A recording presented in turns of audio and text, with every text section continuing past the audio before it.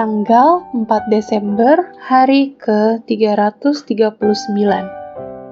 Bacaan 1 Timotius pasal 4 sampai dengan pasal 6. Pendeta dan perkembangan pribadi.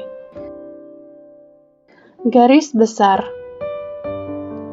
Tidak ada satupun surat yang bisa berharap untuk mencakup semua bidang masalah potensial di jemaat gereja.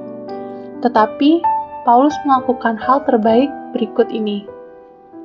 Dia memberi peringatan tentang beberapa bahaya besar yang pasti dihadapi Timotius di waktu-waktu kemudian. Dalam pasal 4 ayat 1, periode yang dipenuhi dengan rintangan dan peluang. Ajaran yang salah, spekulasi sembrono, perilaku yang tidak pantas, contoh yang tidak konsisten, dan motif serakah harus ditangani dengan tegas. Ada hal-hal tertentu di mana Timotius dan jemaatnya harus melarikan diri, dan ada orang lain yang harus mereka kejar jika mereka harus bertandinglah dalam pertandingan iman yang benar. Pasal 6 ayat 12. Renungan harian. Apakah Anda memiliki kode etik tertulis atau tidak tertulis di rumah Anda? Seperangkat aturan yang diharapkan dan dipatuhi oleh setiap anggota keluarga. Berikut ini adalah contoh 5 perintah agar rumah tangga keluarga bertahan. Pertama, makan walaupun sedikit apapun yang dimasak. Kedua, tidak ada makanan penutup sampai aturan pertama dilakukan. Ketiga, jangan tidur dengan peliharaan. Keempat, menelepon dibatasi hingga selama 5 menit. Kelima, jika Anda mengotori sesuatu, segera bersihkan. Dengan cara yang sama, gereja yang merupakan rumah Allah membutuhkan pedoman perilaku untuk memuliakan Allah. Pasal 3 ayat 15. Baca bagian hari ini dengan pensil di tangan dan lingkari setiap perintah yang Paulus sampaikan kepada Timotius. Pilih salah satu yang berbicara untuk kebutuhan khusus di jemaat lokal Anda, dan tanyalah kepada Tuhan apa yang akan Anda lakukan untuk mempromosikan harmoni dan pertumbuhan dalam keluarga Allah. Dan jangan lupa untuk memeriksa perilaku Anda sendiri terlebih dahulu. Anda tidak dapat menjadi bagian dari solusi jika Anda adalah bagian dari masalah. Bentuk terbaik dari latihan rohani adalah dengan menyentuh lantai secara teratur dengan lutut Anda. Pendalaman. Kitab Suci Lama dan Baru. 1 Timotius pasal 5 ayat 18. Saat ini, banyak yang berpendapat bahwa tulisan-tulisan Perjanjian Baru bukan bagian dari Alkitab sampai Konsili Nikea pada tahun 325 Masehi. Namun, Paulus mengutip bukan hanya Perjanjian Lama, yaitu Ulangan pasal 25 ayat 4 di 1 Timotius pasal 5 ayat 18, tetapi juga salah satu Injil, yaitu Lukas pasal 10 ayat 7, serta menyebut kedua bagian ini sebagai kitab suci. Bagian ini bersama dengan 2 Petrus pasal 3 ayat 15 sampai 16 menunjukkan seberapa awal kitab-kitab Injil dan surat-surat apostolik dianggap berwibawa dan diilhami oleh Allah. Sebuah doksologi agung untuk Tuhan Anda yang agung. 1 Timotius pasal 6 ayat 14. Penyebutan tentang kedatangan Yesus yang kedua pada pasal 6 ayat 14 segera melontarkan Paulus ke dalam salah satu prasasti yang paling agung untuk ditemukan di mana saja di dalam Alkitab. Temanya adalah kemuliaan Tuhan yang tak tertandingi. Sembahlah Raja atas segala raja dan Tuhan atas segala Tuhan, sambil membaca ayat 15 dan 16 dengan lantang. Dan semoga semua kehormatan dan kekuatan menjadi kepadanya selamanya. Amin. Amin. Tuhan Yesus memberkati.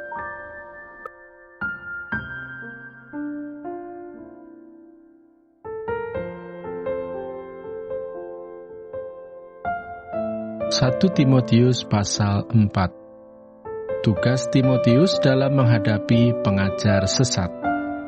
Tetapi Roh dengan tegas mengatakan bahwa di waktu-waktu kemudian ada orang yang akan murtad, lalu mengikuti roh-roh penyesat dan ajaran setan-setan oleh tipu daya pendusta-pendusta yang hati nuraninya memakai cap mereka.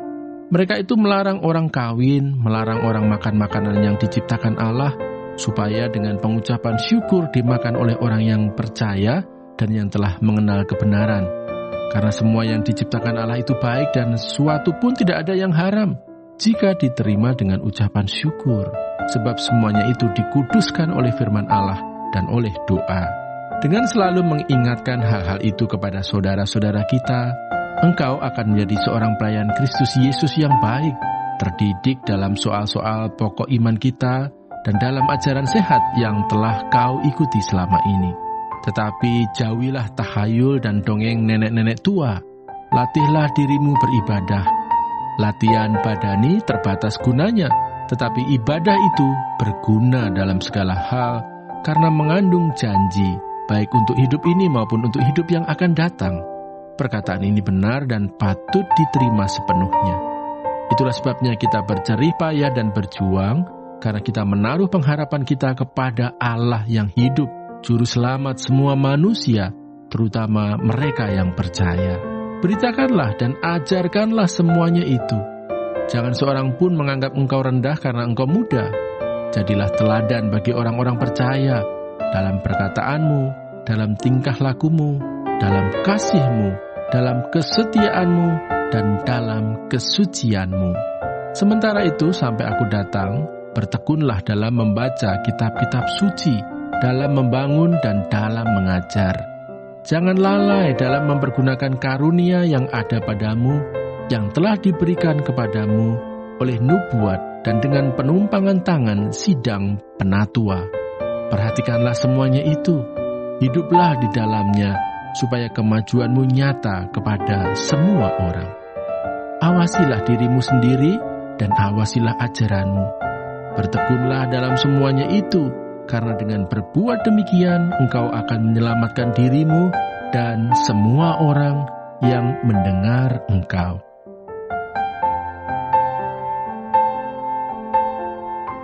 Satu Timotius pasal 5. Mengenai saudara-saudara seiman. Janganlah engkau keras terhadap orang yang tua, melainkan tegurlah dia sebagai bapa. Tegurlah orang-orang muda sebagai saudaramu, perempuan-perempuan tua sebagai ibu, dan perempuan-perempuan muda sebagai adikmu dengan penuh kemurnian. Mengenai janda. Hormatilah janda-janda yang benar-benar janda. Tetapi jikalau seorang janda mempunyai anak atau cucu, hendaknya mereka itu pertama-tama belajar berbakti kepada kaum keluarganya sendiri dan membalas budi orang tua dan nenek mereka, karena itulah yang berkenan kepada Allah. Sedangkan seorang janda yang benar-benar janda, yang ditinggalkan seorang diri, menaruh harapannya kepada Allah dan bertekun dalam permohonan dan doa siang malam. Tetapi seorang janda yang hidup mewah dan berlebih-lebihan, ia sudah mati selagi hidup. Peringatkanlah hal-hal ini juga kepada janda-janda itu, agar mereka hidup dengan tidak bercela. Tetapi jika ada seorang yang tidak memeliharakan sanak saudaranya, apalagi seisi rumahnya, orang itu murtad dan lebih buruk dari orang yang tidak beriman. Yang didaftarkan sebagai janda, hanyalah mereka yang tidak kurang dari 60 tahun, yang hanya satu kali bersuami, dan yang terbukti telah melakukan pekerjaan yang baik, seperti mengasuh anak, memberi tumpangan, membasuh kaki saudara-saudara seiman, menolong orang yang hidup dalam kesesakan. Pendeknya, mereka yang telah menggunakan segala kesempatan untuk berbuat baik. Tolaklah pendaftaran janda-janda yang lebih muda, karena apabila mereka sekali digairahkan oleh keberahian yang menceraikan mereka dari Kristus, mereka itu ingin kawin, dan dengan memungkiri kesetiaan mereka yang semula kepadanya, mereka mendatangkan hukuman atas dirinya. Lagi pula, dengan keluar masuk rumah orang, mereka membiasakan diri bermalas-malas, dan bukan hanya bermalas-malas saja, tetapi juga meleter dan mencampuri soal orang lain dan mengatakan hal-hal yang tidak pantas. Karena itu aku mau supaya janda-janda yang muda kawin lagi, beroleh anak, memimpin rumah tangganya, dan jangan memberi alasan kepada lawan untuk memburuk-burukan nama kita. Karena beberapa janda telah tersesat mengikut iblis. Jika seorang laki-laki atau perempuan yang percaya mempunyai anggota keluarga yang janda, hendaklah ia membantu mereka sehingga mereka jangan menjadi beban bagi jemaat. Dengan demikian, jemaat dapat membantu mereka yang benar-benar janda. Beberapa petunjuk dan nasihat lagi. Penatua-penatua yang baik pimpinannya patut dihormati 2 kali lipat, terutama mereka yang dengan jerih payah berkhotbah dan mengajar. Bukankah kitab suci berkata, janganlah engkau memberangus mulut lembu yang sedang mengirik, dan lagi, seorang pekerja patut mendapat upahnya. Janganlah engkau menerima tuduhan atas seorang penatua, kecuali kalau didukung 2 atau 3 orang saksi. Mereka yang berbuat dosa, hendaklah kau tegur di depan semua orang, agar yang lain itu pun takut. Di hadapan Allah dan Kristus Yesus dan malaikat-malaikat pilihannya, kupesankan dengan sungguh kepadamu. Camkanlah petunjuk ini tanpa prasangka, dan bertindaklah dalam segala sesuatu tanpa memihak. Janganlah engkau terburu-buru menumpangkan tangan atas seseorang, dan janganlah terbawa-bawa ke dalam dosa orang lain. Jagalah kemurnian dirimu. Janganlah lagi minum air saja, melainkan tambahkanlah anggur sedikit, berhubung pencernaanmu terganggu dan tubuhmu sering lemah. Dosa beberapa orang mencolok, seakan-akan mendahului mereka ke pengadilan, tetapi dosa beberapa orang lagi baru menjadi nyata kemudian. Demikian pun perbuatan baik itu segera nyata, dan kalau tidak demikian, ia tidak dapat terus tinggal tersembunyi.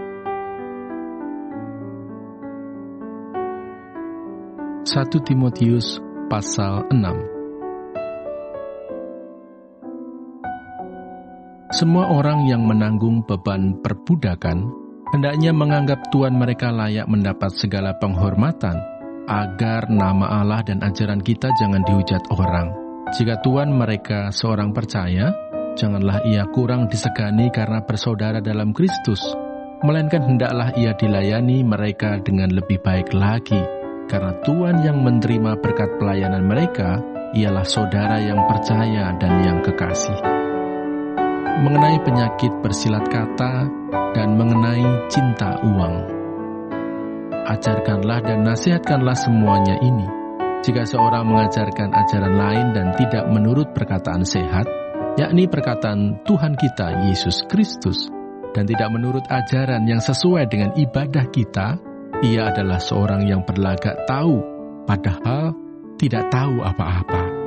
Penyakitnya ialah mencari-cari soal dan bersilat kata, yang menyebabkan dengki, cedera, fitnah, curiga, percekcokan antara orang-orang yang tidak lagi berpikiran sehat, dan yang kehilangan kebenaran, yang mengira ibadah itu adalah suatu sumber keuntungan.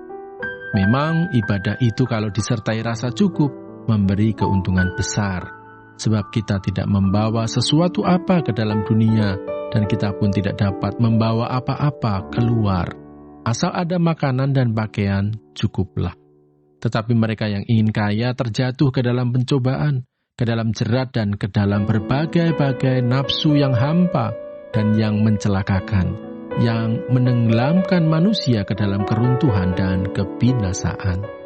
Karena akar segala kejahatan ialah cinta uang.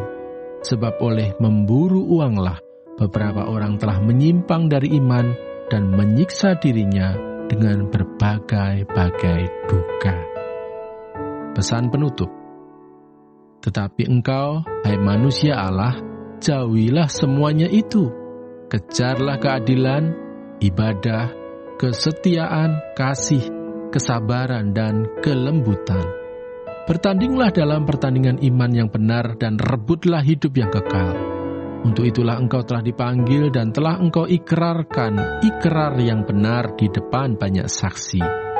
Di hadapan Allah yang memberikan hidup kepada segala sesuatu dan di hadapan Kristus Yesus yang telah mengikrarkan ikrar yang benar itu juga di muka Pontius Pilatus, kuserukan kepadamu, turutilah perintah ini dengan tidak bercacat dan tidak bercela, hingga pada saat Tuhan kita Yesus Kristus menyatakan dirinya, yaitu saat yang akan ditentukan oleh penguasa yang satu-satunya dan yang penuh bahagia, Raja di atas segala raja dan Tuan di atas segala tuan.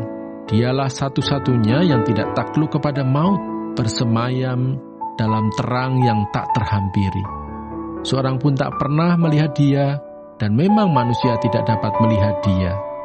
Baginya lah hormat dan kuasa yang kekal. Amin. Peringatkanlah kepada orang-orang kaya di dunia ini, agar mereka jangan tinggi hati, dan jangan berharap pada sesuatu yang tak tentu seperti kekayaan, melainkan pada Allah yang dalam kekayaannya memberikan kepada kita segala sesuatu untuk dinikmati. Peringatkanlah agar mereka itu berbuat baik, menjadi kaya dalam kebajikan, suka memberi dan membagi, dan dengan demikian mengumpulkan suatu harta sebagai dasar yang baik bagi dirinya di waktu yang akan datang untuk mencapai hidup yang sebenarnya. Hai Timotius, peliharalah apa yang telah dipercayakan kepadamu. Hindarilah omongan yang kosong dan yang tidak suci, dan pertentangan-pertentangan yang berasal dari apa yang disebut pengetahuan. Karena ada beberapa orang yang mengajarkannya, dan dengan demikian telah menyimpang dari iman. Kasih karunia menyertai kamu.